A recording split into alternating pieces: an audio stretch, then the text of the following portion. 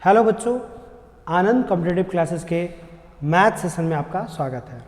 बच्चों, आज हम लोग एक बहुत ही इम्पॉर्टेंट सेशन की शुरुआत करेंगे और उस सेशन का नाम है, कहने का मतलब उस चैप्टर का नाम है घातांक और करनी, जिसको इंग्लिश में हम लोग बोलते हैं सर्ट्स एंड इंडिसेस। क्या बोलते हैं हम लोग? इसको बोलते हैं इंग्लिश में सर्ट्स एंड इंडिसेस। ठीक है, तो इसमें एक जो रूल होता है, ये जो रूल होता है, इसमें हम लोग पढ़ते हैं घात का रूल, है ना।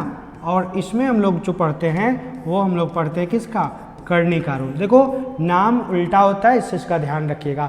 जैसे हिंदी में पहले घात आता है तो लोग सोचते हैं कि इसका मतलब ये होगा, तो नहीं, ऐसा नहीं होता है। यहाँ जो है आपका उल्टा नाम चलता है, इस चीज़ का ध्यान रखिएगा। यानी इसका ये वाला होगा और इसका ये वाला होगा, तो आपको ध्यान रखना होगा इन बातों का। तो ये जो चैप्टर है बहुत ही ज़्यादा इम्पॉर्टेंट है। किसके लिए? अलजेब्रा के लिए। आगे इसके बाद मैं अलजेब्रा पढ़ाऊंगा और आप लोग जानते हो कि एसएससी में अगर हमको क्वालिफाई करना है तो अलजेब्रा का बहुत ही ज़्यादा वेटेज है। कभी कभी परीक्षा में पीटी में 3 से 4 से 5 क्वेश्चन तक अलजेब्रा पूछता है और रेलवे वगैरह में भी पूछता है। तो अलजेब्रा आपसे तभी अच्छे से बन पाएगा जब आपको सर्ट्स और इंडेसेस का रूल पता हो, घातांक करने के नियम आपको पता हो। तो पहले क्लास में आज हम लोग एक एक करके दोनों का रूल पढ़ेंगे, ठीक ना। तो सबसे पहले हम लोग इसमें पढ़ेंगे, क्या पढ़ेंगे? पहला जो हम लोग पढ़ेंगे वो हम लोग पढ़ेंगे लॉज, ठीक है, ऑफ हम लोग पढ़ेंगे इंडिसेस, ठीक है, मतलब कि घातांक के नियम। ठीक है, ये बहुत ही आसान है, बहुत सिंपल। तो चलिए हम लोग इस सेशन की शुरुआत करते हैं। देखिए, पहला नियम क्या कहता है? आप लोग बचपन से ही पढ़ते आ रहे हो इसके नियम के बारे में। बहुत आसान, बहुत इजी। कहता है पहला नियम कि जब आधार में क्या हो, आपका समान अंक हो, ठीक है, और बीच में गुणा का चिन्ह हो, तो पावर जो है, दोनों का पावर जो है वो ऑलवेज क्या होता है? आप जानते हो कि दोनों का पावर जो है वो ऑलवेज क्या होगा? तो जुड़ जाएगा। यानी आप लोग यहाँ देखो पावर को जोड़ सकते हो। एज फॉर एग्जाम्पल, जैसे कि यहाँ पर बेस में 2 है, यहाँ भी बेस में 2 है, बीच में गुना का चिन्ह है, तो आप अब बोलोगे कि दोनों का कॉमन बेस कितना हो जाएगा? 2, और पावर जो है जुड़ जाएगा। यानी आप साथ में 4 को यहाँ क्या कर सकते थे? तो आप ऐड कर सकते थे। तो हम लोग बोल सकते हैं कि दोनों का जो है यहाँ पावर कितना हो जाएगा? तो 2 दी पावर 11 हो जाएगा। उसी प्रकार दूसरा रूल देखिए क्या कह रहा है? आपका वही बेसिक सा रूल है कि दोनों का बेस कितना है? 3 है, और बीच में गुना का चिन्ह है, तो पावर क्या होगा? जुड़ जाएगा। यानी दोनों का कॉमन बेस 3 हो जाएगा, और पावर जो है 5 + 3, यानी दोनों को जोड़िएगा तो 3 दी पावर कितना? 8 हो जाएगा। तो बहुत ही आसान। उसी प्रकार तीसरा रूल है, तो मुझे उम्मीद है कि आप इसके बारे में बता सकते थे कि हाँ सर, दोनों का कॉमन बेस कितना? 4 होगा, और 6 में 3 को जोड़ेंगे तो बोलेंगे कि 6 + 3 करने पर दोनों का पावर जुड़ जाएगा, यानी 4 दी पावर कितना? 9 हो जाएगा। तो बहुत ही आसान है, बहुत ही इजी है। आप इसको इजली नोट डाउन कर लो, इजली बन जाएगा, है ना। ठीक है, तो चलिए हम लोग दूसरे नियम पर आते हैं। सेकंड रूल क्या कहता है? रूल नंबर 2, बचपन से पढ़ा हुआ, बहुत आसान। क्या? कि जब बेस समान हो और बीच में भागा का चिन्ह हो तो पावर क्या होता है? घट जाता है। बिल्कुल, देखो यहाँ दोनों का कॉमन बेस कितना हो गया? a, और पावर यहाँ m - हो गया, है ना। तो बस रूल याद रखना है कि बेस समान हो, बीच में भागा का चिन्ह हो, तो पावर क्या होता है? घट जाता है। एज फॉर एग्जाम्पल, देखिए यहाँ पे आपका क्या है? आपका यहाँ पर दोनों का बेस है कितना? 2।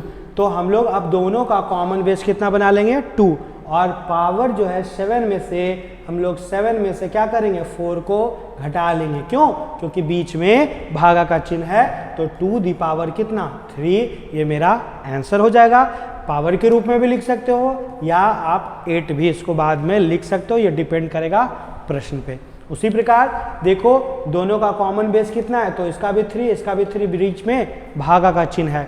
आप तो बोल सकते हो कि दोनों का कॉमन बेस कितना? 3 हो जाएगा, और 5 में से आप 3 को घटा लोगे तो 5 में से 3 घट गया, यानी 3 का पावर कितना? स्क्वायर। तो ईजिली जानते हो कि बेस जब समान हो, बीच में पावर का चिन्ह हो, तो पावर घट जाता है। उसी प्रकार यहाँ देखिए दोनों का कॉमन बेस कितना 4 हो जाएगा, और 6 में आप 3 को घटाओगे तो कितना 3 बचेगा, तो 4 का क्यूब यानी कितना, तो 64, ये मेरा क्या होगा, आंसर होगा। तो बहुत ही आसान है, बहुत ही सिंपल है, और मुझे उम्मीद है कि आपको ये चीज़ें समझ में आ रही होंगी, क्योंकि जब ये समझोगे तभी फिर आगे चल के अलजेब्रा का कठिन कठिन प्रश्न को आप चुटकियों में बना पाओगे। तो हम लोग चलते हैं तीसरे रूल पे, है ना, और मुझे उम्मीद है कि आपको ये रूल समझ में आ गया होगा। तो थर्ड रूल क्या कह रहा है, देखते हैं।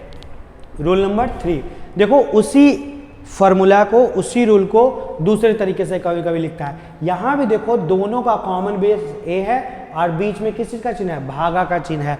तो अब क्या होगा, दोनों का कॉमन बेस a हो जाएगा, और भागा का चिन्ह था तो इसका पावर और इसका पावर क्या होगा, घट जाएगा, यानी यहाँ a बटे b के टर्म में रहेगा। यहाँ पर बस थोड़ा सा मिसप्रिंटिंग है, ध्यान देना, दोनों का कॉमन होना चाहिए। तो रूल के अनुसार हम लोग बोलेंगे, देखिए यहाँ दोनों का कॉमन बेस है 2, तो अब दोनों का कॉमन बेस कितना 2 बना लेंगे, और इसका पावर कितना 7, इसका कितना 4, तो डायरेक्ट एक ही जगह लिखेंगे 7 - 4 यानी 2 दी पावर 3, ये मेरा क्या होगा, आंसर होगा।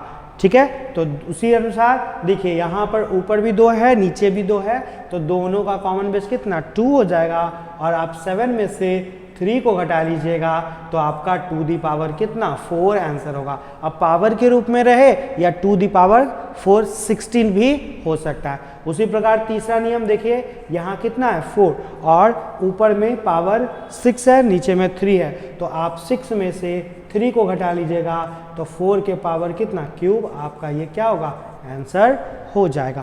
तो बहुत ही आसान है, बहुत ही सिंपल है, और मुझे लगता है कि आपको ये चीज़ें समझ में आ रही होंगी। तो आप इसको नोट डाउन कर लो, और यही रूल आगे चल के जब प्रश्न में आएगा तो दिक्कत करता है। यहाँ पर तो आसान लगता है लेकिन आगे दिक्कत करता है। तो हम लोग चलते हैं रूल नंबर 4 में। देखिए रूल नंबर 4 ये बहुत इंपॉर्टेंट, और ये आपको आगे चल के बहुत ज़्यादा यूज़ में आएगा। ठीक है, तो इसको अच्छे से समझना। क्या है कि जब a के पावर b हो और b के पावर c हो, लेकिन ध्यान रखो बीच में किस चीज़ का चिन्ह है, तो आपका ब्रैकेट जरूर होना चाहिए। जब भी ऐसा हो तो हम लोग बोलते हैं कि पावर और पावर आपस में क्या होता है, तो पावर पावर आपस में मल्टीप्लाई यानी गुना हो जाता है। जैसे कि देखो यहाँ पर एक एग्जाम्पल के रूप में नीचे लिखा हुआ है 2 के पावर में q और उसके पावर में 2, तो यहाँ क्या होगा कि पावर पावर जो है आपस में गुना हो जाएगा, बेस का अंक वही रह जाएगा, और 3 में 2 से गुना कर दोगे तो कितना 6 हो जाएगा, है ना। उसी प्रकार दूसरा जो है देखिए 3 का स्क्वायर है और उसके पावर में 3 है। अब देखो ये 3 का स्क्वायर, इसका मतलब क्या, कभी कभी इसी प्रश्न को ना ऐसे भी लिख सकता है कि इस प्रश्न को, ध्यान देना, इस प्रश्न को ऐसे लिख सकता है कि 9 का कितना क्यूब। अब 9 का क्यूब है तो नॉर्मली आप इसको समझ सकते हो कि 9 जो है वो ऑलरेडी कितना, हम चाहे तो 3 का किसको स्क्वायर लिख सकते थे, किसको 9 को। तो जिस अंक को आप अपने मन से पावर के रूप में लिख सकते थे उसको आप ब्रैकेट के अंदर लिख सकते हो, और उसके पावर कितना है 3 है। तो वही चीज़ है कि लास्ट में पावर और पावर क्या होता है, गुना हो जाता है। तो यहाँ भी कॉमन बेस कितना 3 होगा, और ये दोनों पावर गुना हो जाएगा यानी 3 दी पावर कितना 6 होगा। उसी प्रकार तीसरा एग्जाम्पल 4 है, और ये दोनों पावर क्या होगा, गुना हो जाएगा तो 6 होगा। अब आप चाहो तो इसमें 4 को फिर से तोड़ सकते थे, कैसे, 4 को हम क्या लिख सकते हैं, तो इसको लिख सकते थे 2 का स्क्वायर, और जिसको लिख सकते थे उसको फिर उसके ऊपर ब्रैकेट अपने मन से डाल सकते हो, और उसके पावर में 6 यानी आप बोलिएगा कि 2 के पावर में कितना 12, तो ये भी आपका आंसर हो सकता है। जितना कोई अगर बेस में कोई अंक हो और उसको अगर आप फिर से पावर के रूप में लिख सकते हो तो लिख दो, और उसके ऊपर यहाँ अपने मन से ब्रैकेट दे सकते हो। तो ये इंपॉर्टेंट रूल है, इसका यूज होता है। लेकिन इसी का जो है एक वाइस वर्सा होता है जो इसको क्या करता है, एक्सेप्शन होता है। वो रूल क्या है, रूल नंबर 5 कहता है कि जब a के पावर b हो और उसके पावर c हो, देखो इज नॉट इक्वल टू इसके बराबर, a के पावर b और उसके पावर c, दोनों में फर्क क्या है, तो दोनों में बस इस ब्रैकेट का फर्क है। क्यों, अगर ब्रैकेट नहीं रहेगा, नॉर्मली इस रूप में रहेगा, तो इसका आंसर क्या 2 दी पावर 6 होगा, तो नहीं, ये मेरा गलत है। क्यों नहीं होगा 2 दी पावर 6? तो नॉर्मली हम लोग जानते हैं कि ऐसे प्रश्नों में हम लोग क्या करेंगे कि यहाँ पर 2 दी पावर 6 नहीं करेंगे हम लोग। जब भी ऐसा हो तो सबसे नीचे का अंक आप थोड़ा देर के लिए भूल जाना। तो आप क्या सोचोगे कि प्रश्न में 3 का कितना है स्क्वायर, सबसे बेस वाले अंक को भूल जाना। तो 3 का स्क्वायर कितना 9 होता है। तो अब बेस को लिखना और सीधे उसके पावर में उसको नॉर्मली जो हल होगा हल करके लिख लीजिएगा, यानी 2 दी पावर कितना 9। लेकिन इसी प्रश्न में अगर ध्यान दो यहाँ पर होता क्वेश्चन में कि 2 दी पावर यहाँ 3 और इसके पावर 2, इसमें से 2 दी पावर 3 और घटाना होता ये, तो क्या इसका आंसर 0 होगा? तो बिल्कुल नहीं होगा। क्यों? क्योंकि हमने पढ़ा कि दोनों इक्वल नहीं होता है। तो यहाँ पे क्या होगा, इसमें बेस को हम लोग थोड़ा देर के लिए भूल जाएंगे और सोचेंगे 3 का स्क्वायर कितना 9। तो इसके बेस पर जो आएगा 2 दी पावर कितना 9 आएगा, और इसको जब हल करेंगे तो 2 दी पावर कितना 6 आएगा।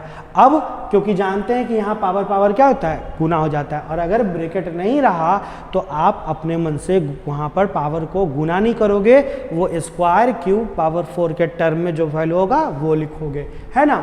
जैसे कि अब ये आ जाएगा तो अब हल करेंगे, दोनों में कॉमन 2 दी पावर 6 ले सकते थे इसमें और इसमें, तो हाँ। तो अब क्या होता है यहाँ पर ले लिए तो यहाँ बचा 2 के पावर में कितना 3, क्योंकि दोनों का बेस क्या है इक्वल है और बीच में गुना का चिन्ह, तो पावर क्या होगा जुट जाएगा। और टोटल अंक कॉमन ले लिए तो माइनस कितना 1।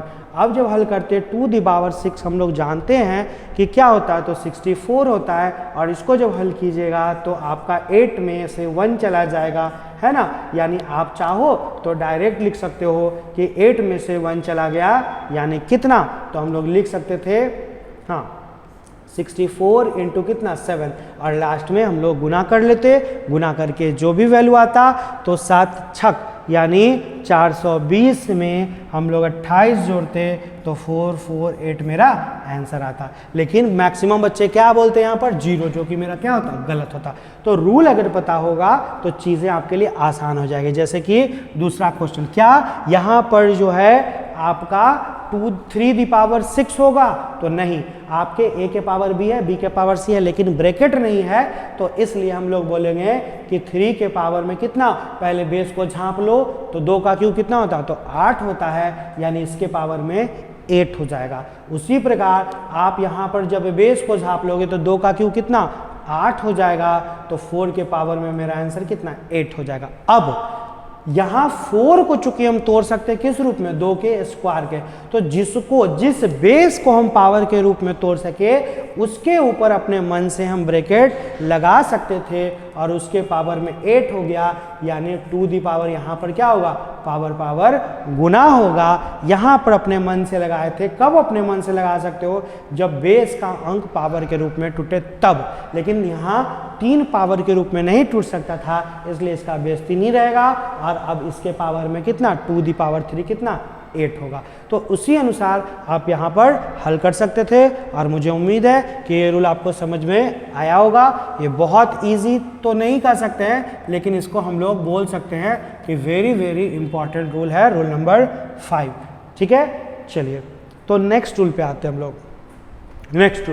नेक्स्ट रूल क्या कहता है कि जब a और b मतलब बेस में कुछ ऐसा अंक हो जिसको आप फैक्टर के रूप में तोड़ सकते हैं, जैसे कि 12, आप 12 को तोड़ के क्या लिख सकते थे 3 इंटू 4, या आप कुछ बच्चे बोल सकते हो कि 3 इंटू 2 इंटू 2, आप इसको जैसे चाहो वैसे तोड़ सकते हो। तो इसको 2 भागों में तोड़ लिए, तो रूल कहता है कि जब बेस में कोई अंक हो और उसके पावर में n हो, और बेस वाला अंक 2 अलग अलग भाग में अगर टूट सकता है तो तोड़ लीजिए, लेकिन दोनों के पावर में क्या होगा, वही जो प्रारंभ में था वो n दोनों के ऊपर आ जाएगा। जैसे एज फॉर एग्जाम्पल 12 को तोड़े तो क्या आया 3 इंटू 4, आप में से 2 इंटू 6 भी तोड़ सकते हो, कोई प्रॉब्लम नहीं है।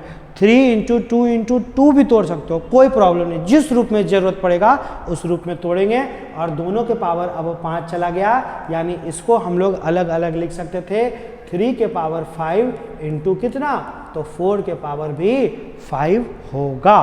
उसी प्रकार 6 को क्या तोड़ सकते थे 2 इंटू 3, तो इसको हम लोग तोड़ेंगे 2 इंटू 3 और दोनों के पावर में कितना 4, तो हम लोग बोल सकते हैं अलग अलग कि 2 के पावर में भी 4 हो जाएगा और 3 के पावर में भी 4 हो जाएगा ज़रूरत के हिसाब से, क्योंकि प्रश्न कभी इस तरह से रहेगा जैसे समझ लो, मान लो यहाँ पर क्वेश्चन में रहेगा कि 6 के पावर में आपका कितना 3 और नीचे में सपोज करो 8 रहेगा, तो आपको लगेगा कि कैसे हल करें, अगर नहीं आता है तो आप 6 को क्या लिख सकते थे 2 के पावर और इंटू 3 के पावर में कितना तो क्यूब और नीचे में कितना 8। अब आप अलग अलग इसको कैलकुलेट कर सकते थे कि 2 का भी क्यूब इंटू 3 का भी क्यूब और बटे कितना 8, और जानते हो कि ये इससे कट जाएगा तो आपका 3 का क्यूब यानी कितना 27 आंसर होगा। ठीक है, ऐसे क्या करते 6 का क्यूब लिखते जो कि बड़ा अंक होता और फिर उसको 8 से भागा देते तो मुश्किल होता, अगर आपको रूल पता होता तो आप इजीली उसको कैलकुलेट कर सकते थे। तो मुझे उम्मीद है कि ये रूल आपको समझ में आया होगा। उसी प्रकार 20 है, 20 को क्या लिख सकते हैं 4 इंटू 5, आप 2 इंटू 5 भी लिख सकते थे, 2 इंटू 10 भी लिख सकते थे, ज़रूरत के हिसाब से जैसे टूट जाए तोड़ लो या प्रश्न में जो डिमांड हो उस अनुसार तोड़ना।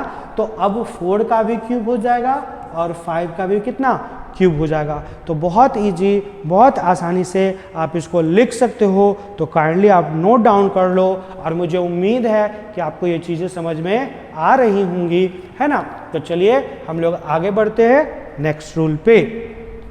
देखिए नेक्स्ट रूल क्या कहता है, रूल नंबर 7, ये इंपॉर्टेंट है, वे भी आई है। क्या कहता है कि अलजेब्रा में या आप घातांक करने में जब कभी भी पावर नेगेटिव के रूप में हो तो वो कैलकुलेट करने से, प्रश्न चाहे कैसा भी हो कुछ भी पूछे तो कैलकुलेट करने से पहले सबसे पहला काम होगा कि उस नेगेटिव पावर को पॉजिटिव में बदलना ही होगा।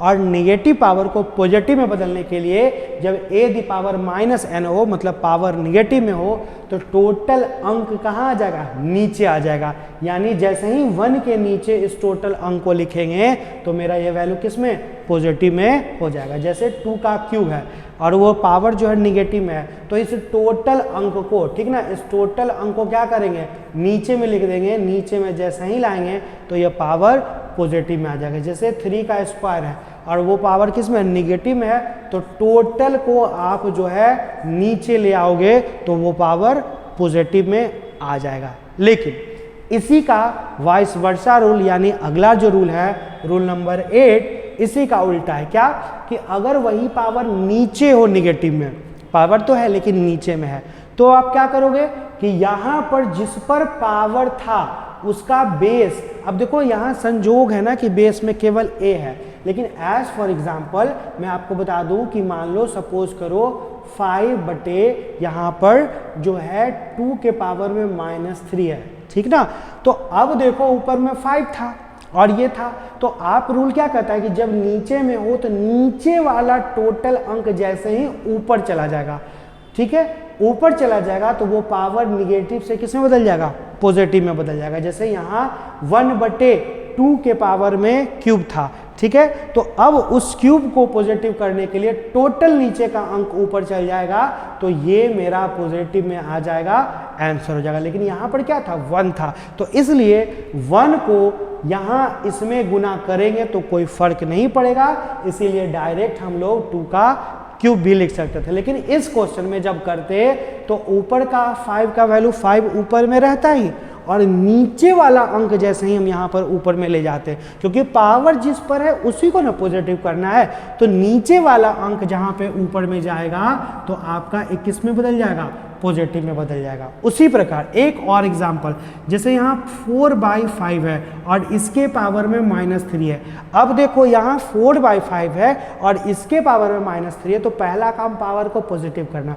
तो पावर को पॉजिटिव करने के लिए नीचे वाला अंक, अब देखो ये नीचे टोटल पे था, ऐसा नहीं था कि 5 तक पे था, ऐसा नहीं था कि 4 पे था, टोटल पे था, तो इसको पॉजिटिव करने के लिए बेस को ही उलट देंगे, यानी 5 ऊपर चल जाएगा और 4 नीचे चलाएगा और इसके पावर में जो 3 होगा वो पॉजिटिव में हो जाएगा। उसी प्रकार आप समझ सकते हो कि जैसे एज फॉर एग्जांपल मान लो यहाँ पर टू दी पावर 3 हो और इसके पावर में -5 हो। तो यहाँ देखो टोटल 2/3 पे पावर नेगेटिव था, तो उस पावर को पॉजिटिव करने के लिए इस टोटल को पलट देंगे, यानी 3/2 जैसे ही लिख देंगे तो ये पावर किस में, पॉजिटिव में आ जाएगा। तो हम लोग देखो यहाँ भी उसी प्रकार ये एग्जाम्पल है। अब देखो इसमें केवल 3 पे पावर जो था नेगेटिव में था, तो ऊपर वाला अंक वैसा ही रहेगा। अब ये नीचे वाला अंक जैसे ही ऊपर चल जाएगा तो इसका पावर किस में, पॉजिटिव में आ जाएगा, यानी 5 × 9 यहाँ कितना, 45 आंसर होगा। तो मुझे उम्मीद है कि आपको ये रूल समझ में आया होगा, आप इसको नोट डाउन कर ले और आपको मज़ा भी आ रहा होगा, क्योंकि आगे यही रूल इम्पॉर्टेंट बन जाता है आपके अलजेब्रा के लिए। नेक्स्ट रूल नंबर 9, बच्चा जानता है कि जब a के पावर में या किसी अंक के पावर में 0 हो तो उसका वैल्यू ऑलवेज 1 होता है। जैसे 2 दी पावर 0 तो इसका भी वैल्यू 1, 3 दी पावर 0 इसका भी वैल्यू 1, और 31 के पावर में, ये पावर में 0, 310 नहीं है, यहाँ ध्यान रखिएगा, ये 0 कहाँ है, ऊपर पावर में है, ठीक है।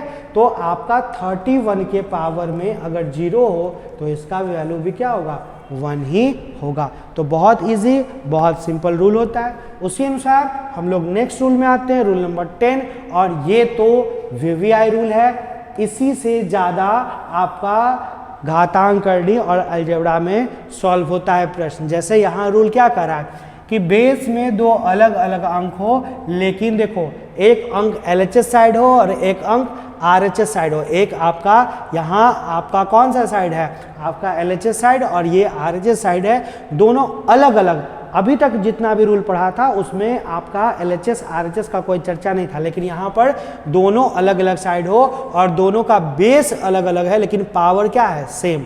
बेस अलग अलग हो, पावर अगर सेम हो, तो ऐसे कंडीशन में बेस का मान वे दूसरे वाले मतलब लेफ्ट साइड वाले बेस का जो भी वैल्यू होगा वो राइट साइड वाले बेस के वैल्यू के बराबर होगा। x कभी y के बराबर नहीं हो सकता, लेकिन x का जो मान होगा वो y के मान के बराबर होगा। कैसे, देखो यहाँ एक प्रश्न है, x की पावर 5 किसके बराबर, 32 के बराबर। तो क्या यहाँ x के पावर 5 को 2 दी पावर 5 लिख सकते हैं? तो बोलोगे हाँ सर बिल्कुल लिख सकते हैं, क्योंकि 32 के बारे में जानते हैं कि 2 दी पावर कितना, 5 होता है।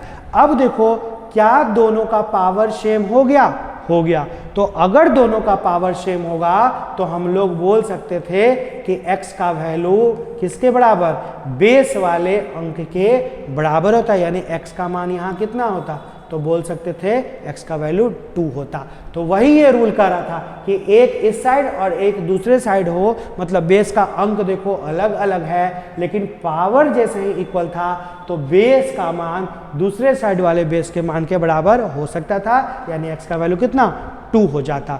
तो बहुत आसान है, बहुत सिंपल है, आप इसको इजीली समझ गए होंगे। और इसी से रिलेटेड एक दूसरा रूल है, रूल नंबर आपका 11। देखिए यहाँ क्या कर रहा है, यहाँ बेस ही इक्वल है, मतलब एक राइट साइड एक लेफ्ट साइड और दोनों का बेस इक्वल, लेकिन पावर क्या है, अलग अलग है। तो जब अगर बेस का मान बराबर हो, एक राइट साइड हो एक लेफ्ट साइड हो और बेस का मान एक दूसरे के बराबर हो, तो हम लोग पावर का मान भी दूसरे वाले पावर के मान के बराबर कर सकते थे। जैसे कि यहाँ देखो एक प्रश्न है, क्या प्रश्न है, प्रश्न क्या है कि 3 के पावर में, ये पावर में है, ठीक है, 3 के पावर में x प्लस वाई है किसके बराबर, 31 के पावर। तो पूछ रहा है x प्लस वाई का वैल्यू। तो आप इसको कैसे सॉल्व कर सकते थे कि 3 के पावर में x प्लस वाई किसके बराबर, 31 को क्या 3 के पावर में, सॉरी 3 के पावर में कितना, 4 लिख सकते हैं। तो बिल्कुल हम लोग जानते ना, 3 के पावर में 4 कितना, 81 होता है। जैसे 3 के पावर 1 3, स्क्वायर 9, क्यूब 27 और पावर 4 कितना, 81। तो अब देखो यहाँ बेस का अंक बेस के बराबर हो गया, हो गया। तो हम लोग वही चीज़ बोल सकते थे कि x प्लस वाई का भी वैल्यू किसके बराबर, तो बोल सकते थे कि इसका वैल्यू किसके बराबर, तो 4 के बराबर हो जाता है ना। यानी यहाँ पर हम लोग इसी क्वेश्चन में बोल सकते थे कि x प्लस y का जो वैल्यू होता है वो किसके, 4 के बराबर। क्यों, क्योंकि जब बेस एक दूसरे के बराबर हो गया तो पावर का भी मान क्या होता, पावर के इक्वल हो सकता था। उसी प्रकार देखो हमारे पास एक और रूल है और आपका उसी रूल के अनुसार, रूल नहीं है एक क्वेश्चन है और वो आपका रूल नंबर 11 के अनुसार है। काइंडली, मुझे उम्मीद है कि ये रूल आपको समझ में आया होगा, तो काइंडली आप इस प्रश्न का आंसर मुझे कमेंट बॉक्स में बताएं कि इसका आंसर यानी x का वैल्यू क्या होगा। और मुझे उम्मीद है कि आपको ये नियम समझ में आया होगा, तो आप इजीली इसको बता सकते हो। ओके, चलिए।